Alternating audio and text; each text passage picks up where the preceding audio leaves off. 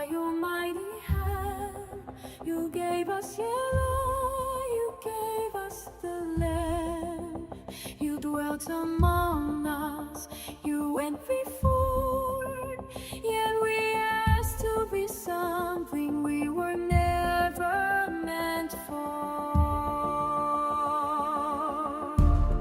We chose what we could see and touch, thrones and crowns in the strength of a man, and slowly our hearts were shaped by that choice, till injustice grew where trust had been. From king to king, the wound went deep, till the land itself could no longer stand. What began as a wish to be like the world ended with chains and a foreign land.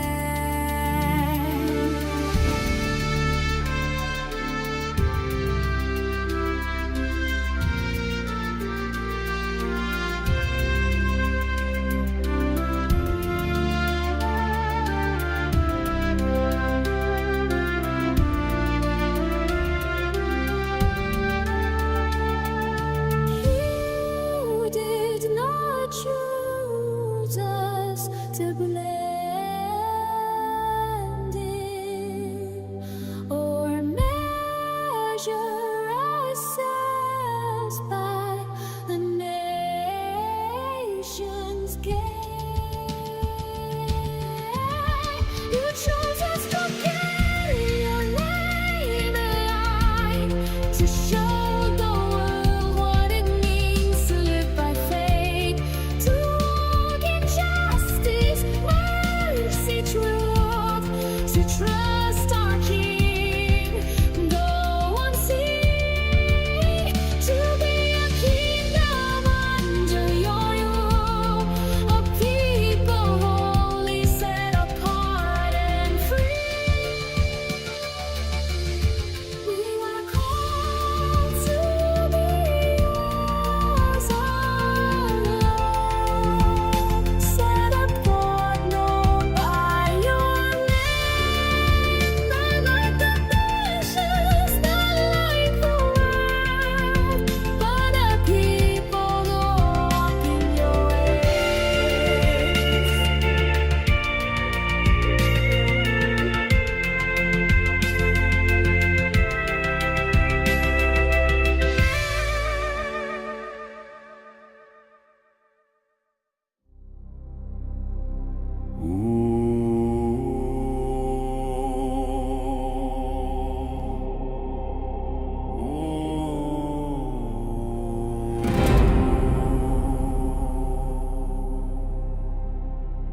From the far edge of the Northlands, God comes with lightning speed.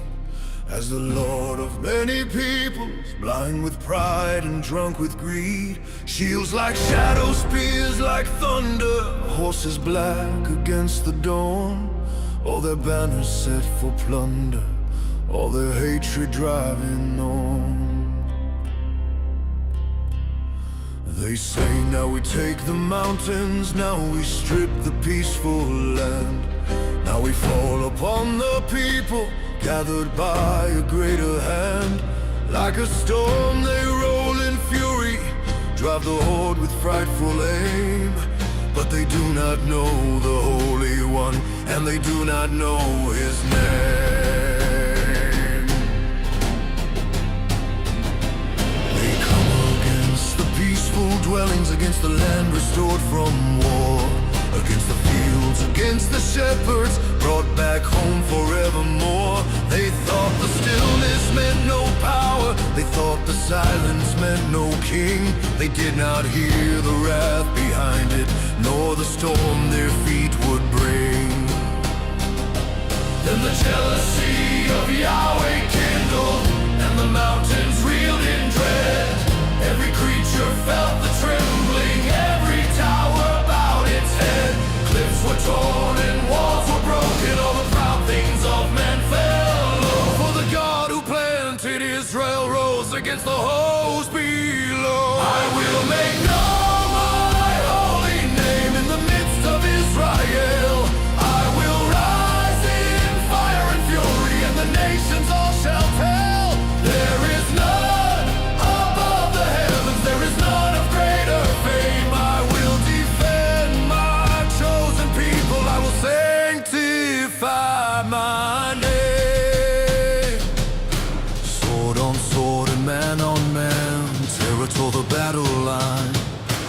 Blood and plague ran through the camp, hail and fire split the sky.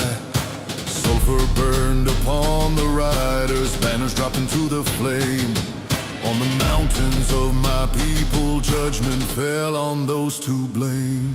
So the armies of the Northlands fell upon the heights they cursed, and the land they came to ravage, saw the hand of Yahweh striking first. Vows were shattered, pride was swallowed, all their boasting turned to smoke. Not by mortal strength were they broken, but by every word he spoke. Then the nations looked and trembled, then remnants Israel could see. He who gathered is their keeper, he who planted set them free, and his holy name was lifted in the sight of earth and sky. For the God of Israel still reigns with all power from on high. I will make known my holy name in the midst of Israel. I will rise in fire and fury, and the nations all shall tell. There is none above the heavens, there is none of greater fame. I will defend my chosen people, I will sanctify my name.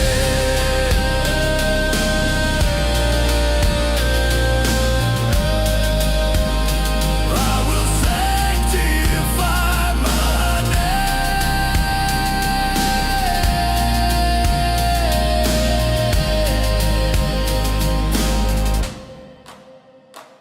From the north they came with violence, on the hills their strength was slain.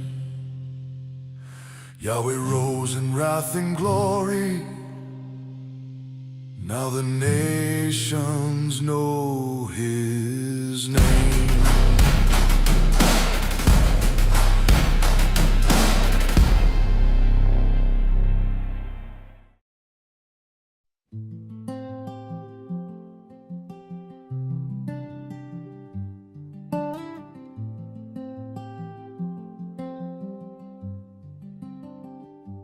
When the thunder has fallen silent, when the smoke has cleared away,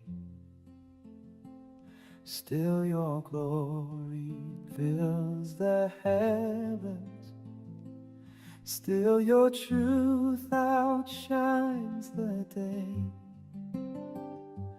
You are holy in your judgment, you are faithful, you are true.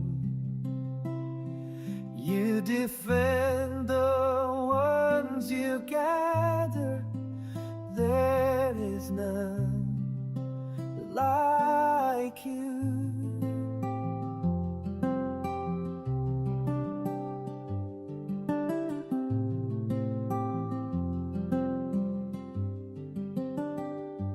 You are mighty in the mountains, you are mercy to the weak.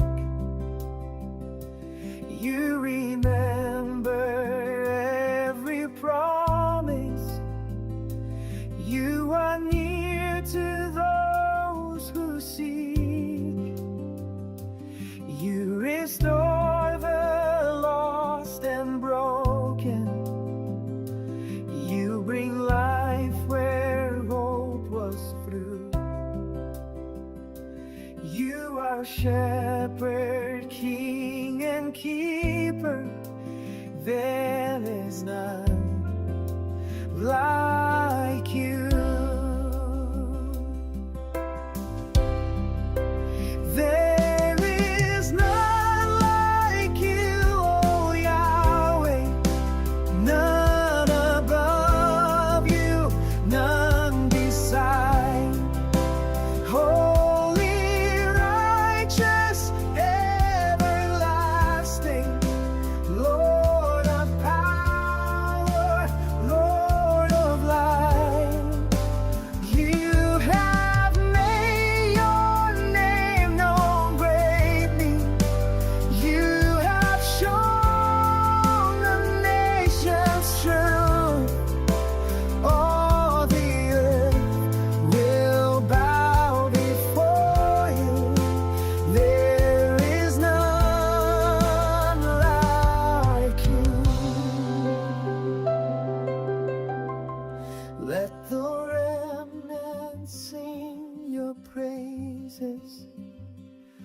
Let the coastlands hear your voice.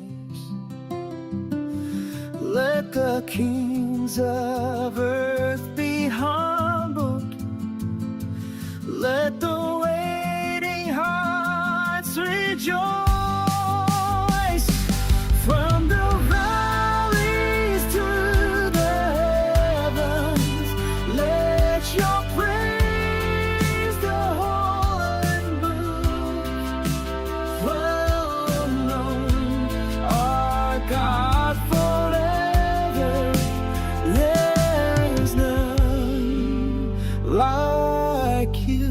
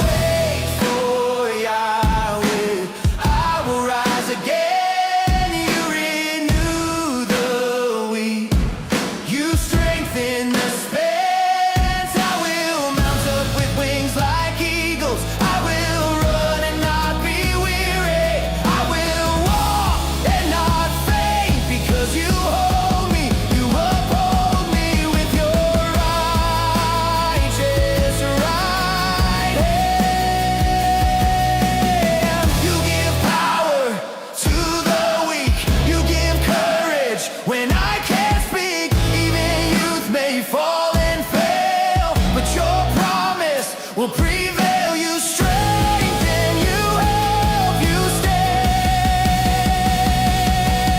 You never turn your face away. I will wait for Yahweh. I will rise again. You renew the weak. You strengthen the spent. I will mount up with wings like eagles. I will run and not be weary. I will walk and not faint, because you hold me, you uphold me. Not forgotten, not forsaken, chosen, held, awake and strengthened. I will wait for Yahweh, and I will rise.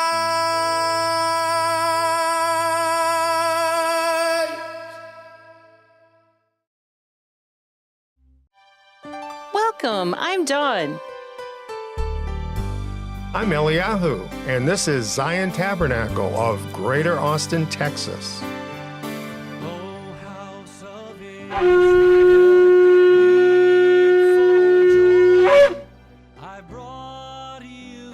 Are you among the remnant on the narrow road to life? Do you long for the deeper truth only the remnant grasp? Then Zion is the place for you.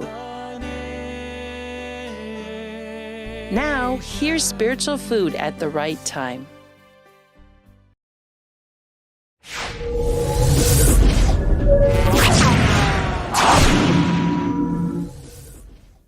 This is Eliyahu ben David Bet Midrash. Here's Eliyahu ben David. Utterly destroy and plunder the giants. Isn't that a great title? You know, some people think there never was a giant in the world. But really, as I pointed out in my newsletter, there is lots of proof that giants have actually existed. And in our lesson tonight in the book of Deuteronomy, we're going to read about what happened when the second generation of Israel after the Exodus met up with the giants. And it's quite an exciting discussion. We're going to go on now, and here's a few of the highlights that you have to look forward to. We're going to consider the land of the giants in the area of Canaan.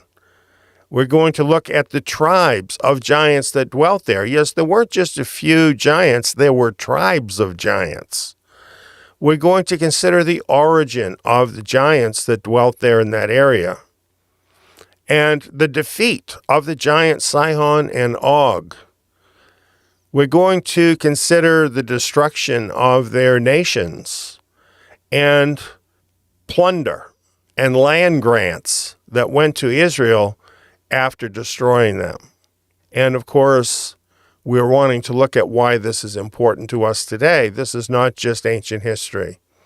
In order to look into this, we have a guest tonight, and here he is. Welcome, Solomon. Hello, it's great to be here. I'm really looking forward to this. So, Solomon, we thank you for coming and being with us and helping us out with this tonight. Yeah, I'm sure that it'll be very, very fun. Okay, well, let's get into this tonight.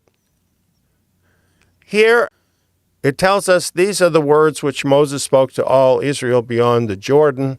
We have in this box that you see there where Israel actually was at that particular time. Now, we're going to move on to the next slide. It's telling us after he had struck Sihon, the king of the Amorites, who lived in Heshbon, and Og, the king of Bashan, who lived in Ashtaroth at Edrei, beyond the Jordan in the land of Moab, began Moses to declare this Torah. So, if you don't get this, then it's going to seem kind of strange as we go on, that what is happening here is Moses is declaring all of this from this location that you see here. But as soon as we start getting into this, what he's doing is he's rehearsing the history that they had gone through already and recounting that, what had happened up to that point. And Solomon, maybe you could read the first few verses for us here. So, when all the men of war were consumed and dead from among the people, Yahweh spoke to me, saying, You are to pass over Ar, the border of Moab, today. When you come near the border of the children of Ammon, don't bother them, nor contend with them, for I will not give you any of the land of the children of Ammon for a possession, because I have given it to the children of Lot for possession. Okay, so it says, so when all the men of war were consumed and dead from among the people. What men of war is this talking about? It's talking about the first generation that came out of Egypt. Exactly. And we learned that after all that Yahweh had done to bring them out of Egypt and all the miracles he did fighting for them, when they got to the border of the land, they complained that there were giants in the land, and then they refused to enter into the land. So, do you remember what Yahweh said to them when they refused to go in?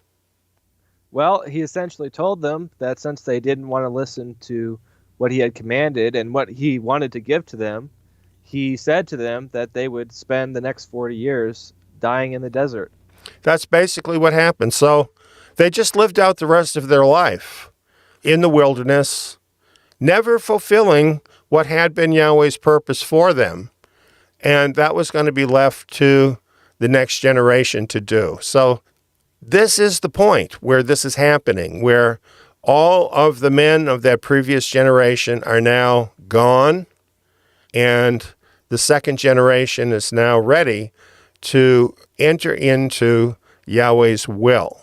And so this is kind of an exciting turning point, I think, in the entire story. What do you think about that? Yeah, I think that probably this second generation, they've been hearing from their parents over these 40 years about the failure. And, I think they're determined that they won't do the same thing. I think you're right. I think you're right. So here now, in this part of the story that's being told, they're not yet at the location that we were looking at in the beginning. Instead, they've now moved up through the Moabite territory. And as we look at the map, we look at the place where I've circled Ar. This is where Yahweh told them to go, to that place. Now, there's some contention about exactly where Ar was and even what it was. Some people think it was like a district. Some people think it was a city. And it probably was a city, but we notice its strategic location. Right in that particular corner, it's very close to the border where Moab meets the Amorites and the Ammonites, right at that corner where those three nations meet, Moab, the Amorites, and the Ammonites. Was Israel to just go ahead and start killing everybody in sight? No. What did Yahweh tell them? Well, he told them not to bother them, to just go through peacefully, because this was the land that was given to the children of Lot. So in a way, they're kind of like relatives. You know, you don't go fighting relatives every time you're in the neighborhood. You know, Right, exactly. And of course, Yahweh is leading them in such a very specific way so that also they can easily win the battle. And I think that's interesting. Well, let's go on and consider this. Please read for us these next few verses. So when all the men of war were consumed and dead from among the people, Yahweh spoke to me, saying, You are to pass over Ar, the border of Moab, today. When you come near the border of the children of Ammon, don't bother them, nor contend with them. For I will not give you any of the land of the children of Ammon for possession, because I have given it to the children of Lot for possession. Okay, so now we're reading this as it's a completely different scripture for a different reason. What we're trying to do here is pick out certain things we can learn from the text that aren't necessarily about the story. So here what I was noticing is who owns the earth? Well, it seems here that Yahweh has actually distributed it through the various inhabitants. Right. Now, it makes sense, doesn't it? Because Yahweh created it, so wouldn't it be his? Exactly. It's his to give, and it's ultimately entirely his. Exactly.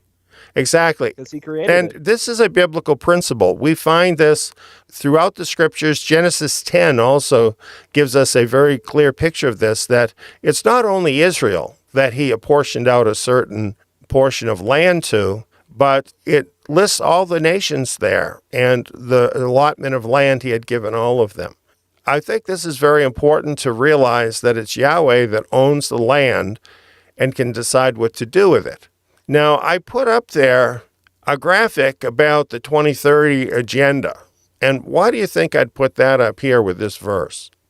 Well, because they want to challenge that claim in the sense that they want to establish their own possession over the earth as a one world government. That's exactly right. And as a matter of fact, if you look into the 2030 agenda, this is exactly what it claims to do, is basically take control over the earth, the people, everything in the earth, as if it belongs to them. Do you think Yahweh's going to agree with that? Not in the slightest. Yeah, so this is a major clash with Yahweh's claim to the world, and this is coming up very soon when this clash is going to happen. So I think just as that second generation was about to enter into a pivotal time for them, I believe that this generation of remnant Israel is about to enter into a pivotal time for us, because the world is changing in such a way where these same principles that we're looking at as we go through this part of Devarim are actually being activated right now in our world. And we're going to see some other examples of that as we continue. Let's go on to our next section. I guess I'll read a little bit. It says, that also is considered a land of giants. Rephaim lived there before, but the Ammonites call them Zamzuim, a great people, many and tall as the Anakim. But Yahweh destroyed them before them, and they succeeded them and lived in their place, as he did for the children of Esau, who dwell in Seir, when he destroyed the Harim from before them. And they succeeded them and lived in their place, even to this day. And the Avim, who lived in villages as far as Gaza, the Caphtorites, who came out of Caphtor, destroyed them and lived in their place. So what it's pointing out to us here is tribes of giants. And let's look at the map. Here's a map that shows us where these giants lived. And you notice Deuteronomy 2:20 in the King James Version says a land of giants. Giants dwelt therein in old time. This is the word Rephaim, and these are the giants. As you can see from the Brown Driver Briggs Hebrew definition, this word means giants, Rephaim, and it says old tribe of giants. So what we're talking about is the land of the giants. And yes, the first generation of Israel wouldn't even go up against these giants. And now the second generation was being told to do so. And here are the tribes it mentions, and you can see about where they were located in the land. The first group that the Israelites were going up against is the Rephaim, which means lofty men, and they lived in the area of ancient Bashan. The king of Bashan was the giant Og, a descendant of the Rephaim. And then right next to them were the Zuzim, the tall ones. And it tells us that these giants were in the land before the Canaanites came. Do you find that interesting? That is interesting. So they were very early to come into this area. So I think that's interesting. And you can see the others, they're all scattered around what became the land of Israel and was the land of Canaan. In red, you have the tribes of Canaan that came in and superseded some of these giants. But as we'll find as we go on, they didn't totally wipe them out. And they actually ended up being ruled by these giants, which is very, very interesting. Any questions about that? No, so far that all seems pretty straightforward. Okay, well, we have some more here. Here's a quote that I think is interesting. During the earliest times, there were giants who migrated into the land of Canaan. During the earliest recorded history, there were great migrations from the Persian Gulf area. This would have been after the Tower of Babel, around 2500 BC. The Bible records them in Genesis and Deuteronomy, the verses we're looking at here. We have been, in many of our presentations at Zion, looking at these giants from various times and in various presentations that we've given. And it's interesting to look at the origin of the giants and how they happen to migrate to this area near Mount Hermon. I think this is very interesting that this is where they came to very early, right after the languages were confused at the Tower of Babel. Here's something that I wrote and taught on my radio program. This is number 274 of the On the Road to Zion radio program. Cain built a city. And I think you'll find that extremely interesting. What you'll find is that Cain and his son really originated the ancient mystery religion that involved essentially worship of angelic beings that came down to the earth. And in Genesis chapter 6, it talks about them. Would you read those verses for us? Sure. There were giants in the earth in those days, and also after that, when the sons of God came in unto the daughters of men, and they bare children to them. The same became mighty men which were of old, men of renown. And God saw that the wickedness of man was great in the earth, and that every imagination of the thoughts of his heart was only evil continually. So now this is talking about before the flood, that these giants were in the earth. And where did they come from?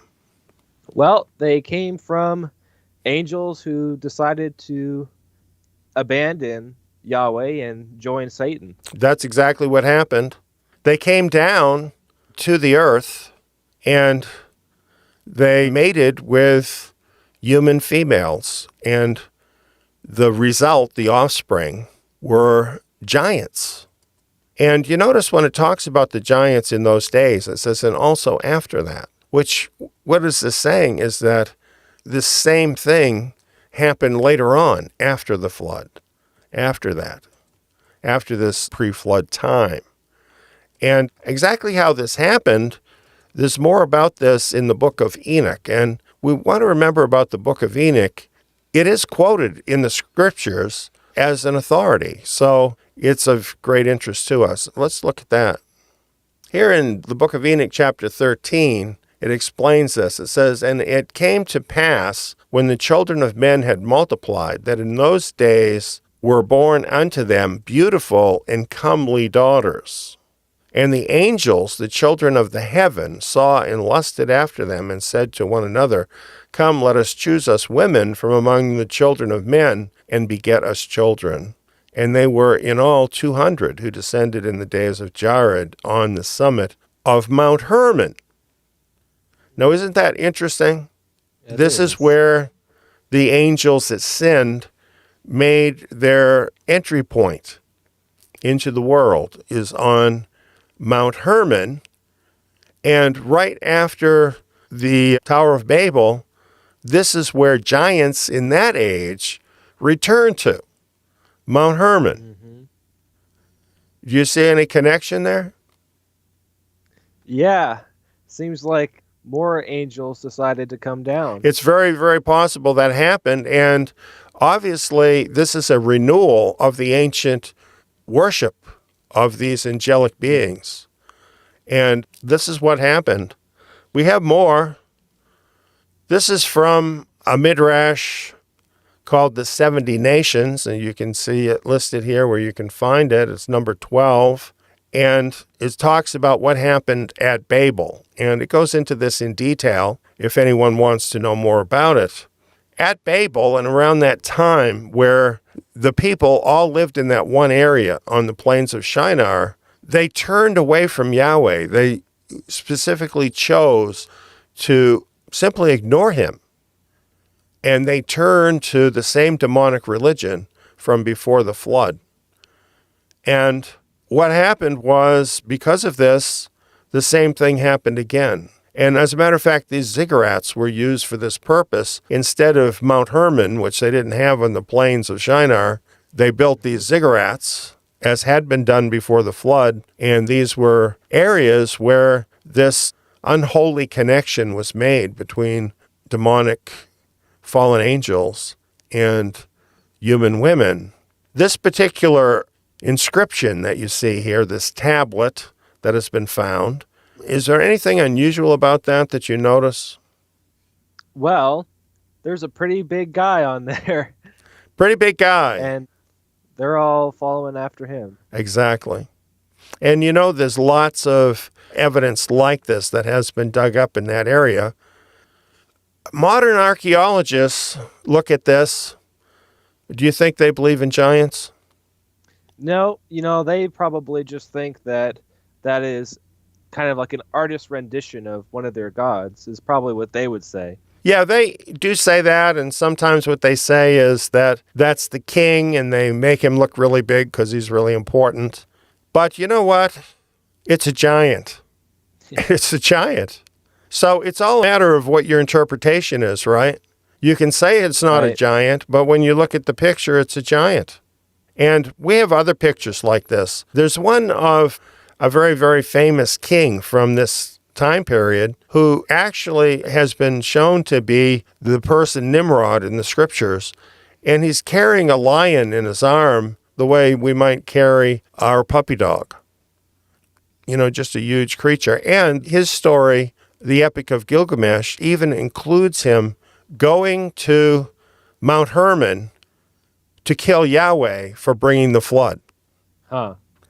It's quite an amazing story. So there is evidence of this demonic religion continuing on in the earth, in the Babel area. Of course, what this means is what was actually happening with these fallen angels is they were seeking to corrupt the seed of man. And having these giants in the earth was really their purpose in order to do that, to corrupt the seed of man. Do you think anything like that is happening today? I think probably more than it was back then. I think they just have a pretty good way of kind of shadowing that. Well, I think you're right. This is kind of interesting. From the World Economic Forum, These are the Agenda 2030 people, and they're real into this whole idea of changing the human race. This person is a spokesman for them, Yuval Noah Harari, and he has taught a lot about this, where they want to change human beings literally into something else, where we're tied into computers and even our genetic structure is changed. Essentially, scientism corrupting the essence of man. So this time it's not giants in the normal sense that are doing that, but it's actually, I think you'd have to say, financial giants. We even call them giants sometimes, giant tech, that is threatening to do this exact same thing, doing some pretty weird stuff, pretty weird stuff in seeking to change mankind. How do you think Yahweh feels about that? Well, I can't imagine he's very happy. He certainly wasn't before the flood, so I'd have to imagine that he's pretty angry with all this stuff that they're trying to do. I believe he must be, because he created humans to be humans, not computer hybrids. So I think something very similar is happening today. Well, let's move on. Would you read this for us, these verses? Sure. Rise up, take your journey, and pass over the valley of the Arnon. Behold, I have given into your hand Sihon, the Amorite, king of Heshbon, and his land. Begin to possess it, and contend with him in battle. Today I will begin to put the dread of you and the fear of you on the people who are under the whole sky, who shall hear the report of you, and shall tremble, and be in anguish because of you. Any thoughts about any of this? Yep, I think that it seems like Yahweh is seeking to make his name known and seeking to establish his nation as a powerful one. Exactly. This is interesting to me too, because like we said, this is the turning point, and now the second generation is actually getting instructions to go in and face the giant, Sihon, and his army, to contend with him in battle and to possess the land. And it does say begin to possess it, and we'll understand why it says begin, I think, a little better in a few minutes. But I think when we understand, and we will see, we're going to look into this more, that Sihon is one of these giants. What Yahweh says all the more makes sense when he says that he's going to put the dread of you and fear in the people. Because when you have ordinary human beings going in and fighting against giants and totally wiping them out, that's pretty scary, isn't it? Yes, I would have to imagine that. That sounds like a pretty terrifying force. When those people ended up at your border, I think you got to be scared. I think you're going to be trembling. Yeah. And of course, that makes the battle that much easier for Israel. Pretty amazing, very amazing stuff. Well, let's go on now. Please read these verses for us all.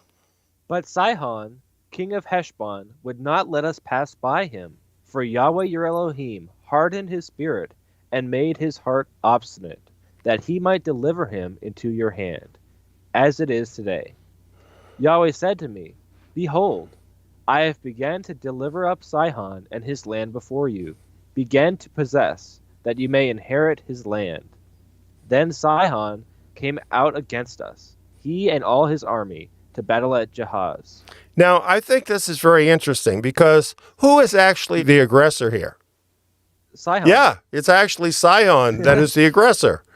Israel is being nice in a way, saying, just let us cross your land and so on. But what is happening is it's Sihon that is being obstinate and then actually attacking Israel. It's very interesting.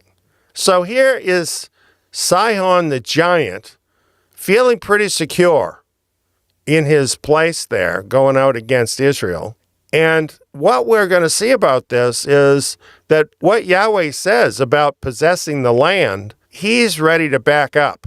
This gives us great encouragement as the remnant of Israel, because when Yahweh tells us in multiple prophecies that we've studied already that he's going to bring us back to the land, that he has a place for us there. We don't know where that is right now, right? Not exactly. Right. It's in the land, but we don't know exactly how he's going to do that. But should we doubt that he's going to do it? Not at all.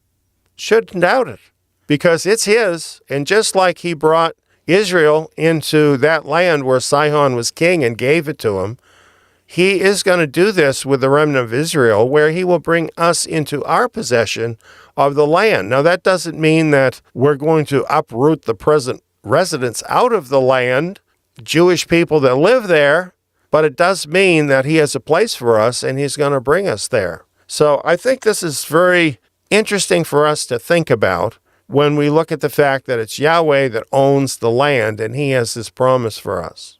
Here's something interesting. The question is, what was Israel up against with Sihon? Amos 2:9 gives us a better picture of what really happened there. It says, I destroyed the Amorite from before them, whose height was like the height of the cedars. Now, this is talking about the cedars of Lebanon, of great fame, there in that area of Mount Hermon and around there. And I looked this up at a gardening site. The link is there. And it says about these cedars of Lebanon, a cedar of Lebanon tree is tall with spreading branches. It can rise to 80 feet tall with a spread of 50 feet. And it's saying about these Amorites that their height was like the height of the cedars. What do you think? I think that's really tall. That's really tall. Yeah, pretty amazing. Now here's a bunch of giants for you. That little guy at the beginning of the pictures here, you see him? He's like kind of minuscule. Yeah. That's an ordinary 6-foot guy. And the one right next to him is similar to Og the giant might have been, that range of 12 feet to 18 feet. Similar to Sihon. So far as we know, the giants there in that area were like in this kind of range. But then there were other giants that it mentions here, the earlier Canaanite giants. And that perhaps might be some of the ones it's talking about. As a matter of fact, when we look at Numbers 13:33, it says, there we saw the giants, the sons of Anak, which came of the giants, and we were in our sight as grasshoppers, and so we were in their sight. So, there might have been some of these really huge giants there too. From information we have, these range somewhere from 24 feet to as big as 36 feet, which is pretty amazing, I think. Yeah, no kidding. Now, we have more explaining about these giants, and I'd like to share more about it.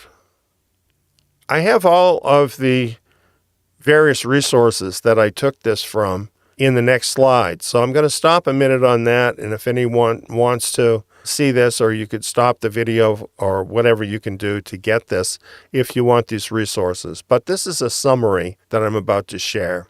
It says, in their day, Sihon and Og commanded wide respect as great and mighty monarchs. Rabbinical literature identifies Sihon as Og's brother. The ancient rabbis likewise list both kings as grandsons of Shemhazi, a fallen angel. Sihon, they further write, resembled Og in stature and bravery.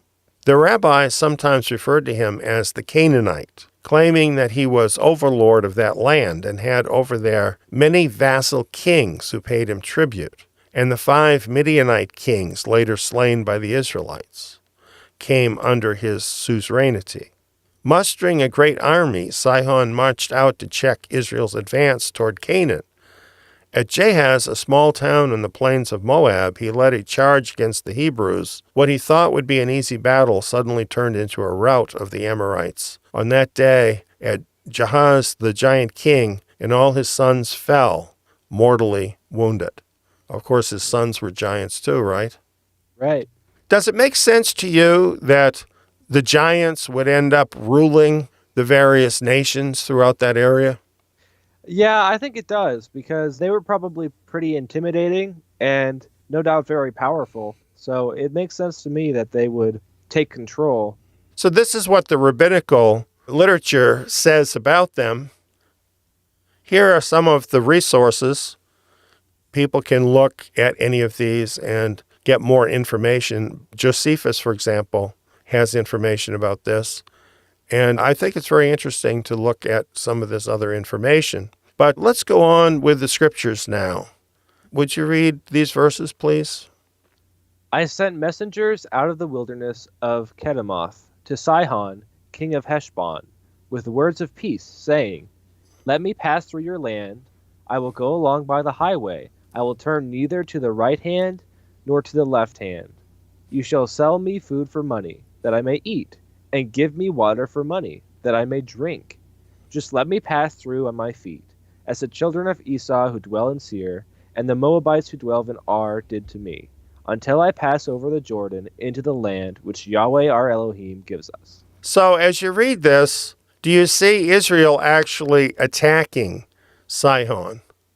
No, they're actually being pretty diplomatic and they're giving a very reasonable offer, and they're just wanting to go on by. You know, as I read this, it reminds me of what happened with Moses when he first talked to Pharaoh.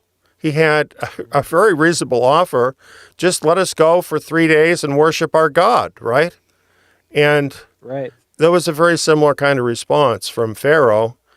And it seems that Yahweh does things this way to show the heart of the person that he's dealing with here.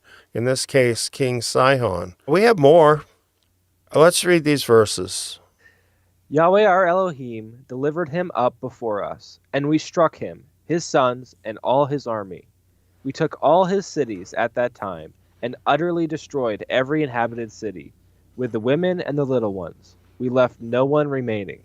Only the livestock we took for plunder for ourselves, with the plunder of the cities which we had taken, from Aroer, which is on the edge of the valley of the Arnon, and the city that is in the valley, even to Gilead. There was not a city too high for us. Yahweh our Elohim delivered up all before us. Only to the land of the children of Ammon you didn't come near. All the banks of the river Jabbok, and the cities of the hill country, and wherever Yahweh our Elohim forbade us. Okay, thoughts on this? Well, Yahweh is just helping them to really sweep through. And, I think it's interesting here that they were told to kill everybody. But, it makes sense because these weren't just like your average Joes. First of all, they were giants, and they're not even intended to be creation. But also, they practiced insanely wicked things. Right. Yeah, really insanely wicked things. And the reason they even went to that area is because they were continuing that demonic religion. So yeah, what you're saying is exactly true. They give the credit to Yahweh, that it was Yahweh that delivered him up before us. Although that's pretty obvious in this case, don't you think? Yeah, I think so. Because there's no way they're going to be beating those giants unless Yahweh does it. I think this speaks to us about victory in our lives. What is required for us to have victory in our lives so far as doing Yahweh's will? Showing up. That's it. Yep, when he asks us to do something, be there, and he'll carry us through. Sometimes we don't even realize it, but fear holds us back from stepping forward when Yahweh would have us move forward. And then, we don't even realize when we're doing that sometimes that we're really acting like the first generation of Israel, that they just didn't move forward because of fear and unbelief. But this generation is different. When Yahweh tells them to go up against the giants, what do? They do it because they're determined to follow his will. No doubt, in the first couple of fights, they probably did have a little bit of fear within themselves, but they went on and they did Yahweh's will because they believed in him, because they went past the natural emotion and followed what Yahweh said. He delivered them. What you're saying is exactly how it is, because we all have fear. If you were going up against a 12-foot giant, no doubt you would have a sense of fear at the sight of that creature. However, fear doesn't have to hold us back, because if our faith is sufficient, right, we literally ignore our own fear and we move forward in Yahweh's will. And what do we see happen? Victory. Right. The giants start falling. The giants start falling. And you know what happened with some of these? In another place, the prophets talk about this. Yahweh sent bees against these giants. And they were so busy trying to deal with the clouds of bees all around them that the Israelites were able to cut them down like cordwood. And so, you see, Yahweh has just unending control over his own universe. And who's bigger, the giants or Yahweh? Yahweh by infinity. Yeah, exactly. Exactly. So really, even though in our thinking a giant is big, well, if it's Yahweh that fights for us, who's bigger? Right? Right. So we really don't have anything to fear about. And here's the thing too that Israel did here, this generation. I want to give them credit because Yahweh had told them already to totally and utterly destroy these people. And they did that. Instead of making their own judgment about that, which I think a person could be tempted to make their own judgment. But they did what Yahweh told them to do, and they made a clean sweep of the entire thing. Sometimes that's hard to do. Sometimes it's hard to follow through all the way with what Yahweh tells us, but they did that. And they did that just where they were told to do that, and where they were told not to, where Yahweh forbade them, they just stayed away from that. They did exactly what he said. So what an example, don't you think? Yeah, definitely. This is the recipe for victory. What they did is the recipe for victory in every kind of warfare, including spiritual warfare and just our struggle through this world. It's just a pretty amazing few verses when we think about it in various different contexts. Now we have this question about the men, women, and children being destroyed, all of them. I thought we would look into that a little deeper because while I think we who belong to Yahweh understand what that was about, a lot of people don't. And they just think, well, God was this bloodthirsty, crazy guy in the Old Testament. And of course, they think that because somebody told them that, and maybe they don't really understand the scriptures. They don't know what really happened. So we're going to look at some verses that have to do with this. We can go all the way back to Genesis chapter 15, where Yahweh is making a covenant with Abram and giving this land to Abram and his seed. And in the course of doing that, Yahweh told Abram what would happen with his people that would descend from him. He said, "Know for sure that your seed will live as foreigners in a land that is not theirs and will serve them." Of course, that happened with them slaves in Egypt, right? And then it says, in the fourth generation, they'll come here again, for the iniquity of the Amorite is not yet full. Yahweh allowed this time in which his people were being treated like slaves, but he wasn't going to deliver them because delivering them involved striking down these Amorites. And the Amorites didn't deserve it yet. Yeah. Isn't that interesting? It is interesting. They were not arrived at that depth of wickedness they afterwards would and did, and which brought on their ruin, according to Gill and other commentaries, and I think according to the verse itself. And it tells you something here. Yahweh is not just bloodthirsty wanting to kill people. It's the iniquity or the wickedness of the people finally got so bad that he had to act against it. Can you think of any other times when Yahweh had to do that? Yep. Well, the flood is a big one, of course. And then, of course, there's also Sodom. And, well, really, the list goes on for a while. Right. And really, doesn't Yahweh have to do this for the sake of the righteous? Yes, because the wicked, they'll trample on the righteous all day long. That's right. And they'll pervert them and corrupt them wherever they can. That's exactly right. And this is true that if Israel hadn't done this, And unfortunately, as time went by through history, Israel wasn't always like that first generation. So they didn't totally wipe out all of those Canaanites, and they did end up actually practicing a lot of those Canaanite practices. And of course, then they ended up being treated like the Canaanites, right? They were thrown off of the land and so on. Well, here's some things the scriptures tell us that were done by these Canaanites.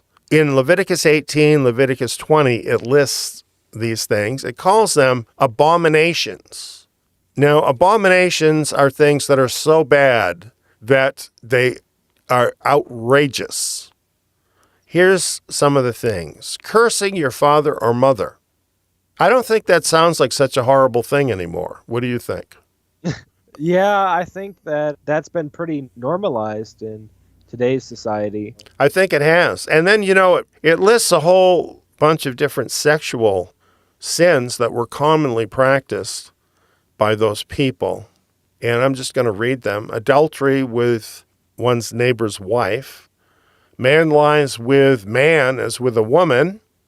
Bestiality. Incest. Lies with his father's wife. Lies with his brother's wife. Lies with his son's daughter. Lies with a mother and daughter. Lies with woman with a flow of blood.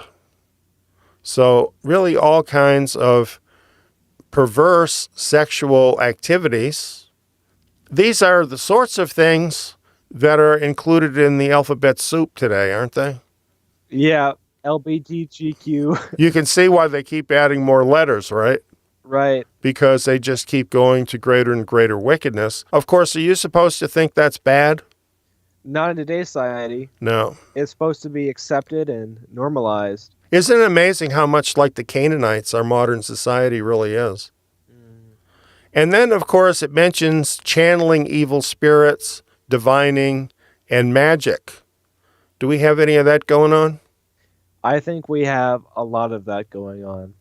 Pretty much everywhere you go these days, in stores and things, they are selling witch books and all of these different things. It's unfortunately very popular. It really is. And many, many people are drawn into it and are using it. I mean, I just happen to notice that a lot of the games that younger people play include these very things, don't they? Yeah, it's very trivialized. Yeah, it's trivialized. As just the same as superheroes or right. something like that. TV shows and movies, the same thing. They include all this magic and evil spirits and all of this stuff, don't they? Yep. So a lot of people get drawn into it through that. Here's what these verses say about all of these practices.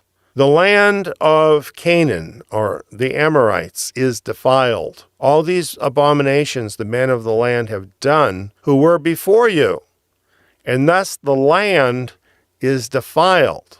Yahweh actually felt like they had to be cleaned out of his land because they had defiled his land, and his land needed to be purified of all of this sin and evil. What do you think of that idea? Well, I think that if anybody has the right to kick someone off their land, it's Yahweh, because he owns the land. And also, he had a very good reason. All of these things are pretty much against any common sense. Yes. And really totally debased behavior. We have more. Deuteronomy 12, 29 through 31. Now, we will be getting into this later, but I don't think we can really consider this question without realizing this part of it. So I'm going to go into it now. It says, when Yahweh your Elohim shall cut off the nations from before you, where you go in to dispossess them, and you dispossess them, and dwell in their land, take heed to yourself that you not be ensnared to follow them. After that they are destroyed from before you, and that you not inquire after their gods, saying, how do these nations serve their gods? I will do likewise. You shall not do so to Yahweh your Elohim. For every abomination to Yahweh which he hates have they done to their gods. We already read a list of those abominations, right? But Right. then it says, even their sons and their daughters do they burn in the fire to their gods. So it's like Yahweh saying, all of those things are abominations, but this is just beyond the pale, right? Yeah. Right. They're burning up their own children. They're killing their own children. It's a good thing modern society isn't so bad, right? Well, I'm not so sure about that. Well, I think you're onto something. There's been over 63 million abortions since Roe versus Wade in 1973, just here in America. That's 63 million babies that have been murdered. Do you see much difference between that and what the Canaanites were doing? Not really. It's just put under a different face. Exactly. To be more modernly accepted. Exactly. But it's the same thing. It's killing your children. There's more here. This is from Judicial Watch. Judicial Watch obtains records showing FDA paid for fresh and never frozen human fetal parts for use in humanized mice creation. Humanized mice creation. Does that remind you of anything? Well, kind of sounds like the genetic tampering that the fallen angels did, creating giants in the first place. Exactly. And using fresh human fetal parts. Fresh. What exactly does that mean? Fresh. Well, I want to share some information with folks now. Before I start this, I just want you to know that what I'm about to share is really going to be upsetting to people, could be very upsetting to children. You're not going to see any gore or anything, but just what is said here, I found just abhorrent. But I have to play it for you because I think it tells us something about the time that we're living in. So if anyone doesn't want to hear it, then I'm giving you due warning now. Or if you have children that you don't want to hear it, I'm giving you due warning. And now I'm going to play the video. Welcome, everybody. I'm talking to Dr. Teresa Deischer, who is the founder, and that's the way to pronounce your name, right? Dr. Deischer? Deischer, yes. Okay. And she's the founder and lead scientist at Sound Choice Pharmaceutical Institute. And she has a doctorate from Stanford University in molecular and cellular physiology in 1990 and completed her postdoctoral work at the University of Washington. Her career has been spent in commercial biotechnology industry, and she has done basic work in biological and drug discovery through clinical development. So would you describe yourself as a science organization or research organization, information organization? A research and information organization, exactly. Okay. And your own expertise has been in looking at the impacts of the use of human fetal cells in vaccines. Correct. Well, there is going to be a lot of human fetal DNA fragments that are going to come through the manufacturing process, and that is potentially very dangerous. But one of the questions people are asking now is which vaccines have fetal tissue in them. And I know that for a long time, fetal cells were not used in vaccines. Almost exclusively animal cells were used. So maybe you can talk about why they started replacing the animal cells with fetal cells and which particular vaccines contain fetal tissue.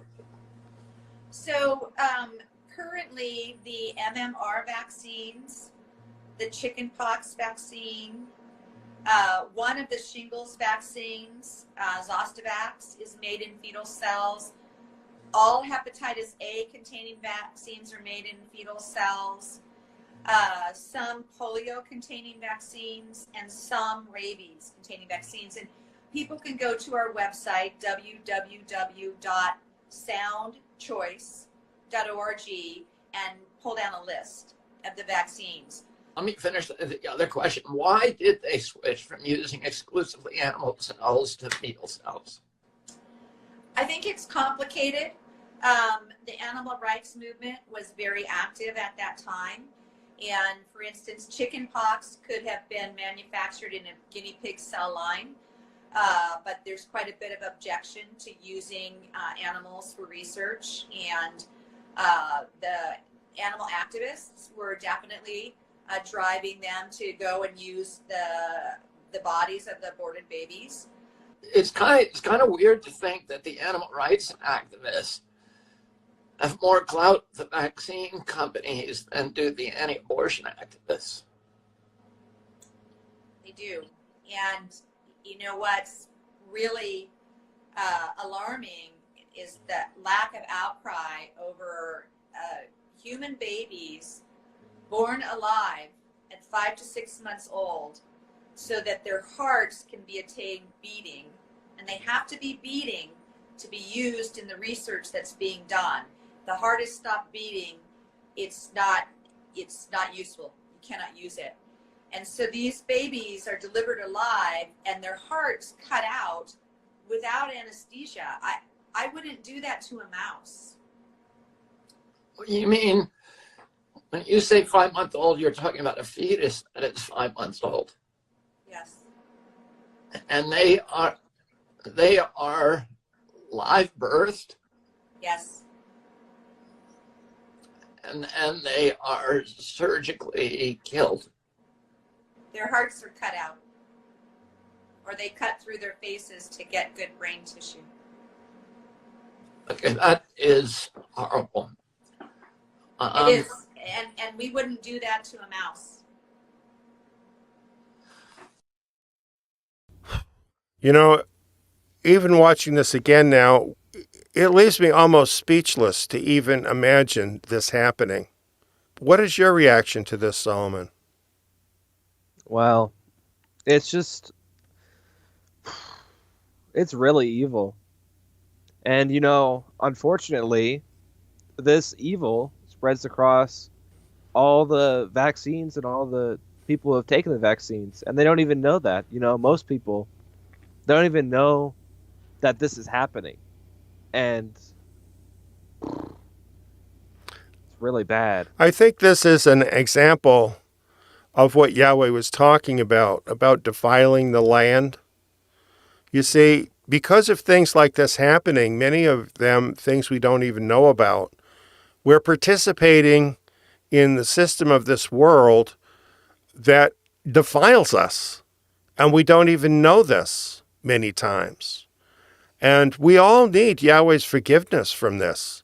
Any of us who have taken these vaccines that have involved the murder of these babies, well, we have helped to create a market for this, haven't we?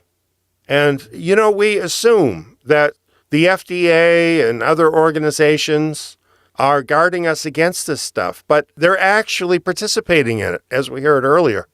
It's pretty amazing. And here I searched the internet to find a picture of a baby that was born prematurely after 5 months of pregnancy. And there's a story about this particular baby on the internet. The doctors told the mother that this baby would not be able to survive. Of course, they called it a fetus, and they suggested aborting it. The mother said, "No, I'm not doing that. This baby is going to be born." The mother acted like an actual mother. Yeah. And saved this baby's life, and this baby was born and survived and thrived. It's not just a piece of meat that you can cut up like it's a hamburger on your shelf or something. Any difference in the evil of this compared with what the Canaanites did in offering their children? The only difference is how mass-produced this is. Well, getting into that, here's why. You see, all these biotech companies, so many of them are wanting to have these live cells from fetuses. It's a lot of money here. It kind of explains why certain organizations who claim to be not-for-profit give away free abortions and talk young mothers into it. Because look at what they can get out of each of these fetuses. You know, over $3,000 for a brain. That's a good reason to cut open a baby's face, huh? Not to me. Not to me either. But to them. Yeah. And limbs with hands and feet. If a skull matches, even more. Hearts, of course, we learned already, and a heart is no good unless it's beating. So this is what's really going on in modern society. But it's going on a mass scale because there's a financial incentive. By the many millions, this is going on. And it's absolutely disgusting. Absolutely disgusting. And of course, we shouldn't say that because it's somebody in a lab coat that's doing this. And we should all be worshiping the science god, shouldn't we? Whatever these people do, it's got to be right because it's for science, right? That's the narrative. Isn't that a god? Yeah. It's the very definition of a god, isn't it? Mm-hmm. So, you know, it's not Molech. It's the science god today. It's every bit as bad as the Canaanites, and probably on a much larger scale than what they were doing. So this is why evil must be destroyed. If that's what happened with the Canaanites, what should we expect to happen shortly as the world keeps doing this stuff? Probably the same process that happened back in the first Exodus. There's got to be a judgment.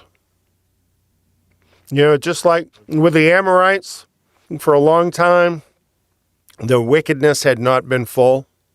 But when it reached a point that it was full, Yahweh judged it and wiped it out. This is coming, friends. You know, I've told you about the curse tablet that was found in Mount Ebal. And it says, you're cursed, you're cursed, you're cursed. 10 times it says that. It's not a joke. It's not a mistake that has been found now. Because there are people who are working to bring in the global government, and all of this stuff that we're seeing now is going to reign during that whole era. It's going to be judged. It's going to be judged. Well, let us move on. Would you read this for us, Saul? Yes. Then we turned and went up the way to Bashan. Og, the king of Bashan, came out against us, he and all his people, to battle at Edrei. Yahweh said to me, don't fear him, for I have delivered him, with all his people and his land, into your hand. You shall do to him as you did to Sihon, king of the Amorites, who lived at Heshbon. So Yahweh our Elohim delivered into our hand Og also, the king of Bashan, and all his people. We struck him until no one was left to him remaining. Yahweh is a God of justice, and he wiped all these people out because that whole culture could not be allowed to live anymore. It was so corrupt, it would end up destroying the whole world too soon. So Yahweh did to Sihon's brother Og what he had done to Sihon, and Israel once again was delivered the victory from Yahweh against the giant king Og. This is how the second generation of Israel began their campaign. What do you think of this? I think it's pretty awesome. I think it's kind of indicative, at least perhaps in a more spiritual sense, perhaps what the overall the scattered remnant of Israel in the second Exodus is going to be like. Because Yahweh tends to kind of not really repeat things, but kind of like that in the sense that he'll do something similar. Yes. So I think we can expect something similar, maybe not literal giants, but something surely of a giant magnitude. Very much so. Very much so. And Yahweh wants to make himself great in the midst of his remnant people. This is what's coming up. And the same principles that were at work in the verses we're reading are at work with his remnant people and the things that he is planning to do. And it's quite amazing what he's planning to do. Well, I guess I'll do a little reading. It says, "We took all his cities at that time. There was not a city which we didn't take from them. 60 cities, all the region of Argob, the kingdom of Og in Bashan. All these were cities fortified with high walls, gates, and bars, besides a great many towns without walls. We utterly destroyed them, as we did to Sihon, king of Heshbon, utterly destroying every inhabited city, with the women and the little ones. But all the livestock and the plunder of the cities we took for plunder for ourselves. We took the land at that time out of the hand of the 2 kings of the Amorites, who were beyond the Jordan, from the valley of the Arnon to Mount Hermon."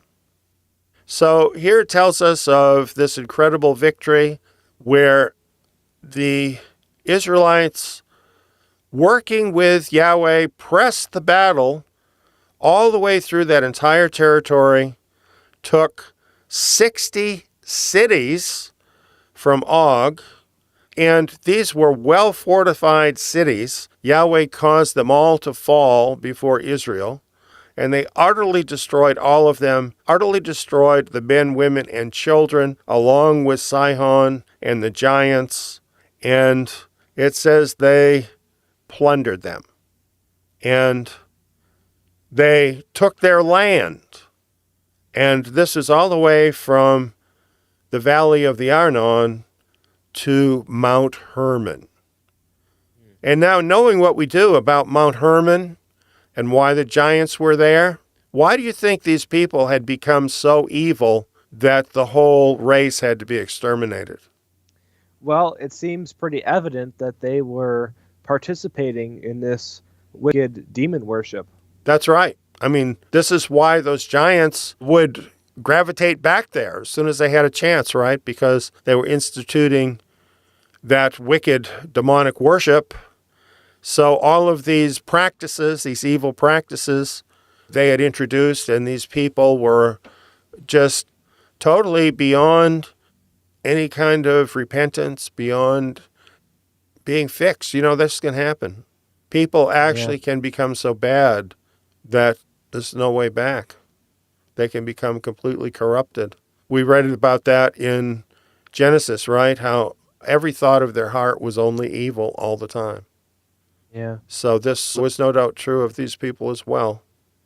So it's interesting that what was judgment that was against the wicked happened to be a boon to the righteous.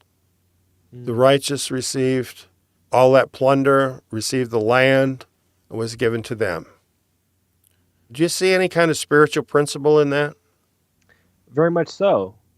You know, as long as we allow wickedness to hold possession over what is Yahweh's, then the righteous, they don't get any of those things. But when we press against the wickedness and we stand up against it, no compromise, we can reclaim what's Yahweh's and we can receive that. That's right. This is really the secret to victory. You see, what a lot of people do with spiritual warfare is they just fight a defensive war. They just try to defend themselves against the wicked forces. What the Israelites did here, what Yahweh told them to do, is they pressed the battle all the way.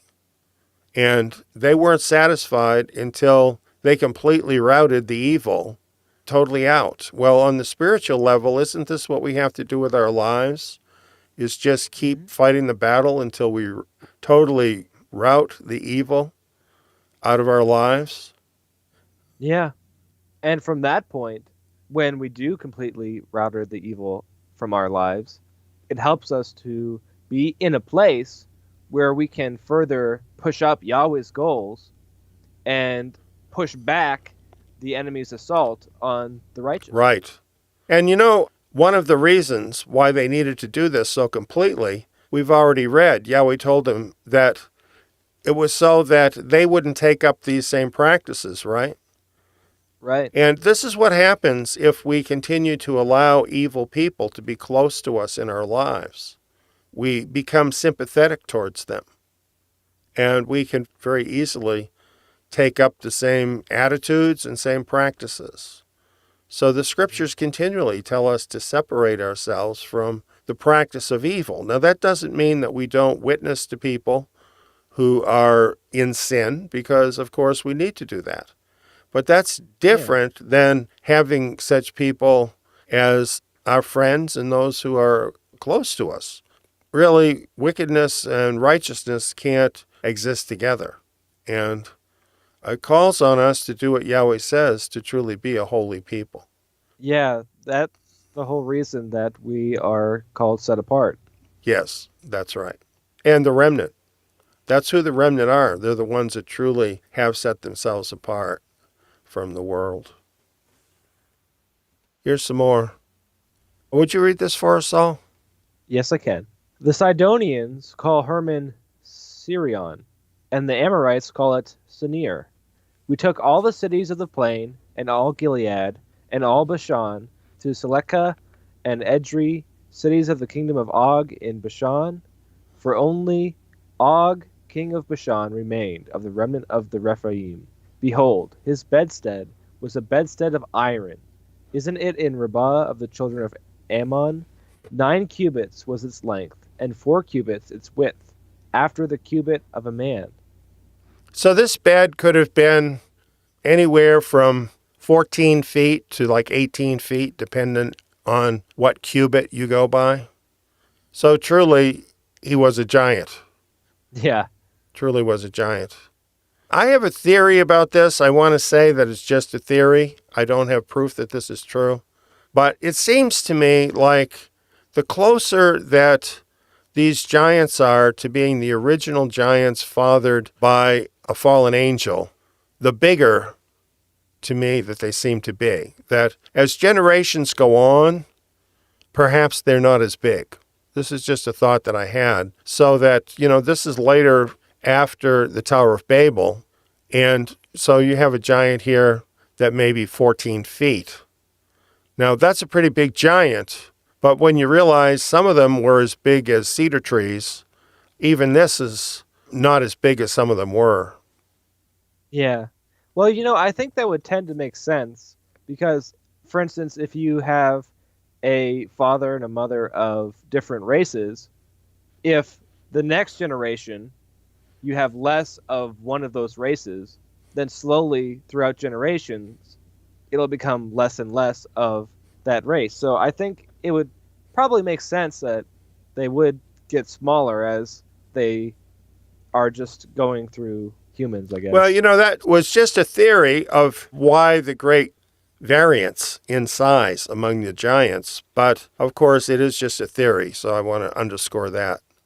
Here's the map that we looked at earlier, and the big yellow line there shows the whole distance that Israel inherited through these victories. And it's really quite huge, all the way from the Arnon all the way up to Mount Hermon. Really quite a huge area. And this is before now, remember, they haven't even crossed the Jordan into the Promised Land proper yet. This is all on the east side of the Jordan that they're having this tremendous victory. It's really pretty amazing what Yahweh did for them there. Here, too, in this map, you can see pretty well all of these various Canaanite nations. And they had wiped out these Canaanites now on the east side of the Jordan. But look at how many are left now on the west side of the Jordan. There's still quite a lot. And all of these, too, have been influenced by the giants and their demonic worship. So all of these are to be also exterminated from the land as they eventually go into the land. Would you read this for us? Yes. This land we took in possession at that time, from Aror, which is by the valley of the Arnon, and half the hill country of Gilead, and its cities, gave I to the Reubenites and to the Gadites, and the rest of Gilead, and all Bashan, the kingdom of Og, gave I to the half-tribe of Manasseh. All the region of Argob, even all Bashan, the same is called the land of Rephaim. Jair, the son of Manasseh, took all the region of Argob to the border of the Geshurites and the Kathites, and called them even Bashan, after his own name, Havoth Jair, to this day. I gave Gilead to Machir. So I think it's interesting that the people that fought for the land in given areas were given the land. Here's a map showing what we just were looking at and where the various tribes were given land. So we have Reuben, Gad, and Manasseh all sharing that land with their particular possession along here. I'll read this. To the Reubenites and to the Gadites I gave from Gilead even to the valley of the Arnon, the middle of the valley and its border even to the river Jabbok, which is the border of the children of Ammon. The Arabah also, and the Jordan and its border, from Chinnereth even to the sea of the Arabah, the salt sea, under the slopes of Pisgah, eastward. So I think already that place would be a lot better to be. You got all those giants on the east side wiped out, all those evil Canaanites out of there, and it might be a place now where you'd want to raise your children, don't you think? I think so, yeah. Yeah, it's an amazing thing that Yahweh did there. Could you read these verses 18 through 20? Yes, sir. I commanded you at that time, saying, Yahweh, your Elohim, has given you this land to possess it. You shall pass over armed before your brothers, the children of Israel, all the men of valor. But your wives and your little ones and your livestock, I know that you have much livestock, shall live in your cities which I have given you, until Yahweh gives rest to your brothers as to you, and they also possess the land which Yahweh your Elohim gives them beyond the Jordan. Then you shall each return to his own possession which I have given you. Now, we read about this in the book of Numbers, and basically there were these tribes that had a lot of livestock who asked to have this particular land. And Yahweh told Moses what to tell them, that they could have that land as their possession, and as it's explaining here, their wives and their little ones could stay there and take care of it. There were no giants or anybody to bother them now, right? Then the men, though, the fighting men, they were to go along with the rest of the nation to conquer the rest of the land, and it's only after the other tribes had their land would the warriors from the tribes east of the Jordan be able to return to their own land. What do you think of that deal?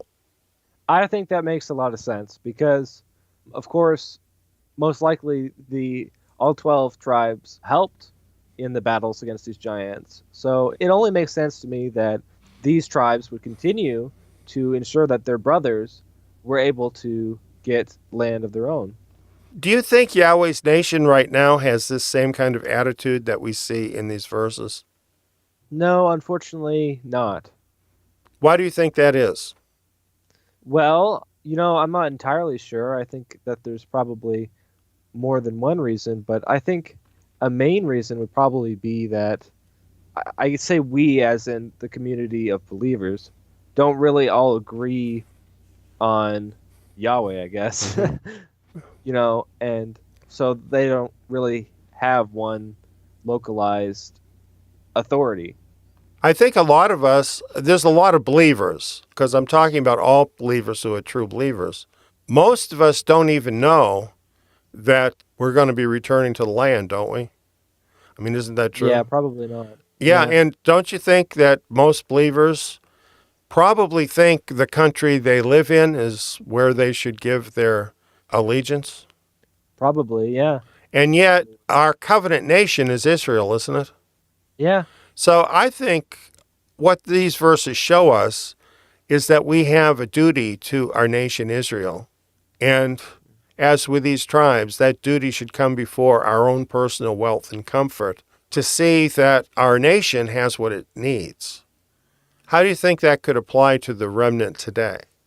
Well, I think that it's very important because I think that in order for there to even be a remnant nation that comes from all the different nations of the world, they would need to understand that Israel is really priority number one.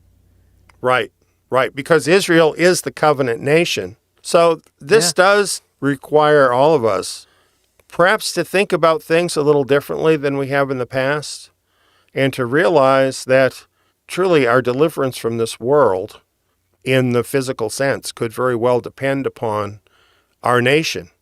And it's going to take all of us pulling together to accomplish Yahweh's will for his nation. So it's not just a matter of, oh, well, I'd like to go in the second Exodus, but the question is, what are you willing to do to help that to happen, right? So I think that's something that we all need to think about as we look at this particular portion of Scripture. And I also would just have to say that I think it's important that we take time to pray about that and what role we individually might have in that, and what perhaps we should be doing that we don't know about, or even some aspect that we should be focusing on. Exactly. I think those are excellent thoughts, Solomon, and it really behooves us all to do those things. Let's continue reading. Would you read this? Yes. Verse 21 and 22. I commanded Joshua at that time, saying, Your eyes have seen all that Yahweh your Elohim has done to these two kings. So shall Yahweh do to all the kingdoms where you go over. You shall not fear them, for Yahweh your Elohim himself fights for you. I think probably Joshua had caught on to that by now, don't you think? I would certainly hope so. But it's a very good advice nonetheless, and it's good advice for all of us to know truly it's Yahweh that fights for us, and that he is capable of doing the things that he promises for his remnant nation. Then Moses says, I begged Yahweh at that time, saying, Lord Yahweh, you have begun to show your servant your greatness and your strong hand. For what Elohim is there in heaven or in earth that can do works like yours, and mighty acts like yours? Please let me go over and see the good land that is beyond the Jordan, that fine mountain, and Lebanon. But Yahweh was angry with me for your sakes, and didn't listen to me. Yahweh said to me, Let this satisfy you. Speak no more to me of this matter. What do you think of this? Was Yahweh being mean? No. You know, Yahweh, he never goes back on his word. And he had told Moses after he struck the rock that he would not enter the land because Moses totally disobeyed Yahweh in a moment of anger in something that was very important. So Yahweh is true to his word, and so he wouldn't change it. And I think he's completely valid in doing that. Okay. If Yahweh was angry with Moses about this, does this mean that Yahweh was displeased with Moses generally? No. I think it's important for us to realize this, that Yahweh can be unhappy with some behavior of ours and even apply some discipline to us about it. But that's what a father does with his children, isn't it? Yeah. Doesn't a good father correct his children? And elsewhere throughout the scriptures, when we read about Moses, well, for instance, in Hebrews, it says that Moses was faithful in all of Yahweh's house. And this is how the scriptures regard Moses. So I think we should just understand about Yahweh that he's just not the big pushover in the sky that a lot of people think he is. He truly is a good father, and he measures things out. All of his judgments are just. And when he says to Moses, I don't want to hear about this again, it means he's done with this. He's not going to change his mind. The case is closed. Exactly.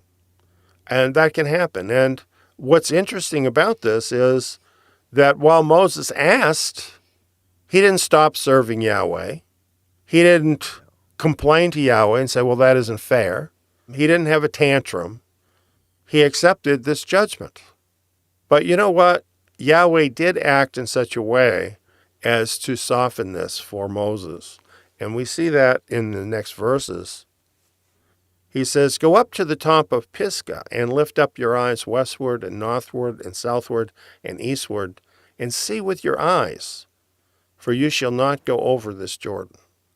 So he did give him the opportunity to look into the land. And I think this must have been a very special time for Moses. What do you think about it? Well, you know what I really love about Yahweh is that it really is a relationship. You know, Moses brought up and prayed to Yahweh that he could go back into the land. But obviously, Yahweh had already spoken, so he couldn't do that. But he did really feel the passion that Moses had, that he wanted to see the land and that he wanted to be a part of that. So I think Yahweh did this to kind of comfort Moses because, you know, it is a real relationship. It's a real partnership. And Yahweh cares about us. Those are very good thoughts. Read this for us. Sure, verse 28 and 29. But commission Joshua and encourage him and strengthen him, for he shall go over before this people, and he shall cause them to inherit the land which you shall see. So we stayed in the valley near Beth Peor. I think Moses might have had mixed feelings. I'm not saying he didn't want to encourage Joshua, but do you think it would be hard for him as a leader now to see this other man was going to take over and his tenure was going to be up? Yeah, well, you know, he spent over 42 years leading the people of Israel, and, you know, he loved them, and he wanted to make sure that they had the correct leadership and that they had a man that would really lead them through faith with Yahweh. So no doubt he had some apprehensions because that is something that, you know, takes some thought. You know, this actually exists with men. Men are naturally kind of competitive. I think it's kind of hard sometimes when we see somebody else that has some privilege of service that we'd like to have. What do you think can help a man when he's seeing that and kind of feeling hurt that that's not his job now? Well, you know, I think it's important to weigh what really matters because I think that, you know, there's times when we would like to go ahead in a certain area, but ultimately there may be somebody better suited to do that. And I think kind of to take a step back and to look at the person and really think about what Yahweh is doing with them. I think that's right. And you know, this thing that we're talking about is doing the Father's will. It's not always easy because it's not always our will. No doubt Moses would have liked to continue leading Israel forever, right? Right. Because he loved them and it had been his life. And so no doubt he felt that feeling. And yet, as always, he wanted Yahweh's will above his own. And so he just totally cooperated with what Yahweh wanted him to do to suit Joshua for this task. And so he encouraged him forward. Well, this is the last of our verses for tonight. And we have a few things that we'd like to review and discuss. You can continue with me on this, Saul. These are things that we learned. We'll just go through this. We learned that Israel had the victory over the land of the giants because they recognized the ownership of Yahweh of the earth. They showed that by only conquering such land as Yahweh designated and not bothering any people, Yahweh said to leave be. The giants themselves had to be destroyed to protect the seed of man in his image. Israel's conquest of the giants and their Amorite nations was Yah's means of destroying extreme wickedness that deserved to be exterminated as an infestation of extreme evil upon Yah's holy land. It was Yahweh who both directed and won the battles. Israel's job was to have faith to move forward in obedience to the divine will. As Israel did so, they displaced and plundered the enemy, expanding and building the kingdom. Now, I have a few more notes regarding the remnant today, and I'd just like to read these and discuss these. The world today is practicing the same evils and worse than the Canaanites, so will soon meet its just end. We have not been called to be instruments of Yah's judgments against the wicked. I think this is important because we need to realize we haven't been commissioned to be the instruments of justice against the wicked. And we are, however, in a war with the wicked spirits, and we need to fight that spiritual war. We have been called to be a holy nation, separating ourselves from the wickedness of the world. We each have a responsibility to act in common cause together for the good of our nation. We must not fear but trust in Yahweh, doing all he commands us to do as part of his holy nation. Israel conquers the giants by walking in faith, and so can each of us. And Yahweh owns the land, and it is his to give his remnant our own possession in it via the remnant exodus. So those are some of the notes that I made that are relevant to the remnant from this study. Do you have any thoughts about any of those or any other thing for the remnant? Well, I think that sometimes Yahweh can say something or do something that can at first be very shocking.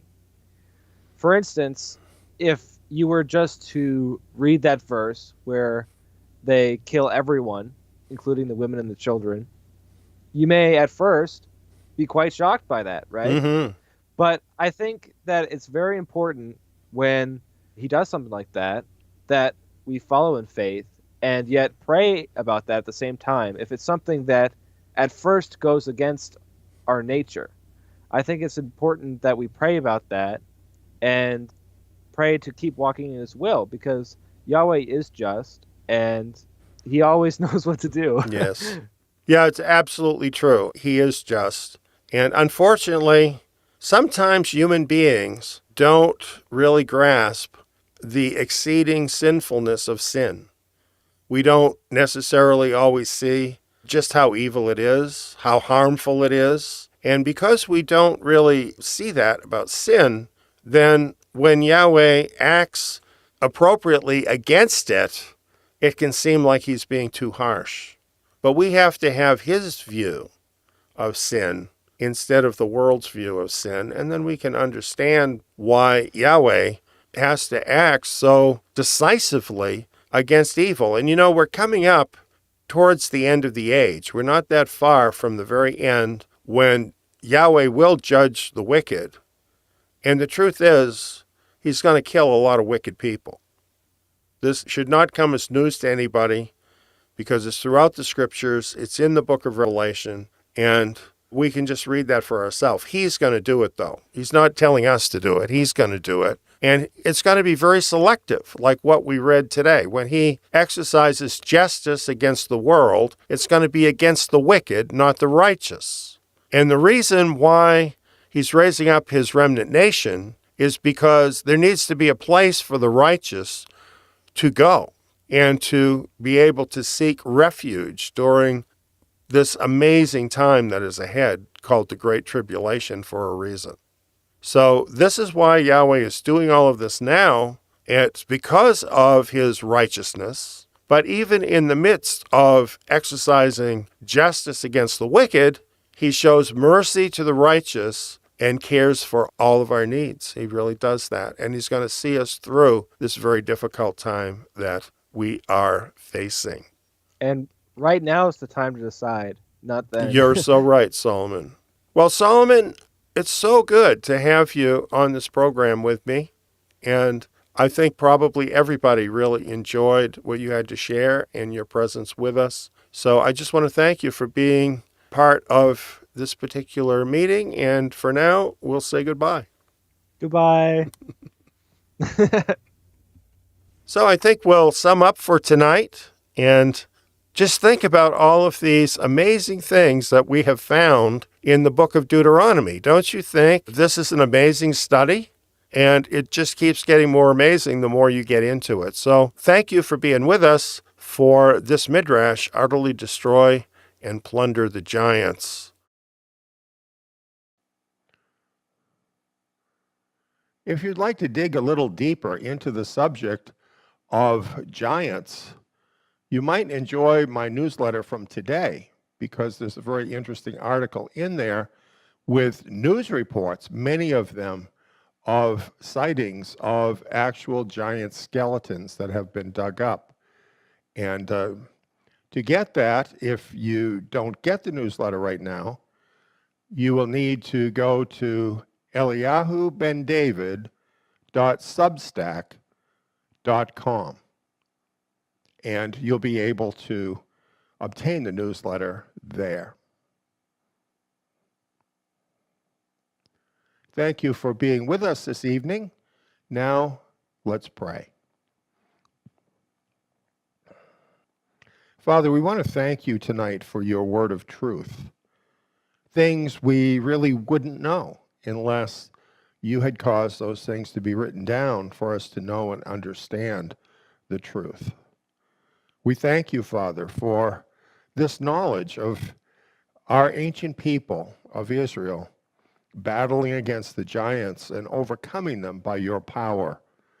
Father, this so encourages us as we stand up against obstacles in the modern world, which really are every bit sometimes as daunting as giants were back then.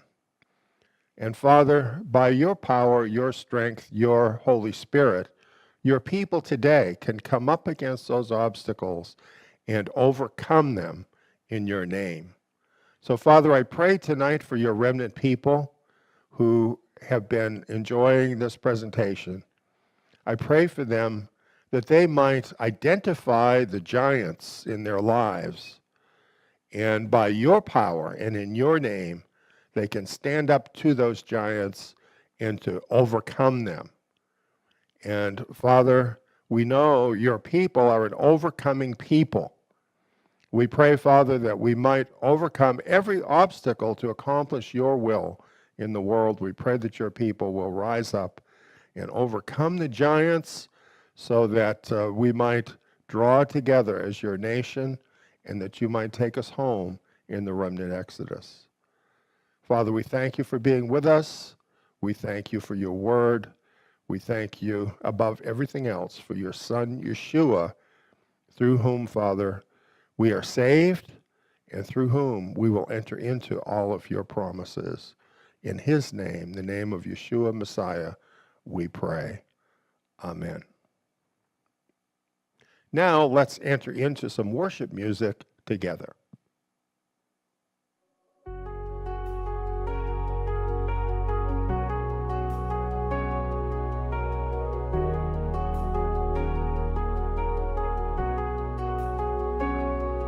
You brought us out with a mighty hand, broke our chains and split the sea, led us on through the deserts and kept us close so faithfully. Fire by night and cloud by day, you guarded us along the way. Now we stand where fear must fade. Now we're told, don't be afraid. The land is good, the word is clear, but promise dies when fed by fear. Go up and take the land. Yahweh goes before you. Do not fear, the giants stand. Yah's mighty hand is for you. He who bore you through the wild will not leave you here to fall. Trust the voice that called you child. Our God is able to run. They said the walls look to the sky, and sons of Anak tilled the land. Their fierceness made all courage die, to blow away like desert sand. deserts, as though his love had turned to hate. But unbelief can blind the heart, to leave the promise at the gate. The land was near, the food was sweet, but fear turned faith into retreat. Go up and save the land. Yahweh goes before you. Do not see the giants stand. His mighty hand is for you. He will bear you through the mile, will not leave you here to fall. Trust the voice that's called you child. Our God is able over all. We face our giants even now. The threats are loud, the road is steep. But Yahweh who kept his people then is Yahweh whose love will never sleep. Not by bread and not by dread, not by all our eyes can see, but by the God who goes before and fights for